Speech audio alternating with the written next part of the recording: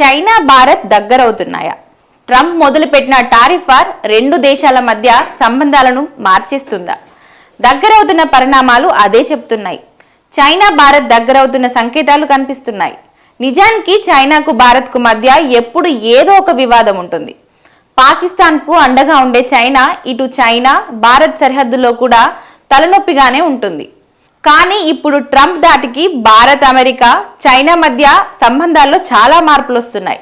చైనాపై Trump ఊహించని విధంగా ఏకంగా 125% ప్రతీకార సుంకాలు విధించారు. దీంతో చైనాకు భారీ షాక్ తగిలింది. చైనా విధానాలు మార్చుకోవాల్సిన పరిస్థితి ఏర్పడింది. ఇండియాతో వ్యూహాత్మక సంబంధాలు పెంచుకోవడానికి తాము సిద్ధంగా ఉన్నామని చైనా అధ్యక్షుడు జింగ్పింగ్ చెప్తున్నాడు.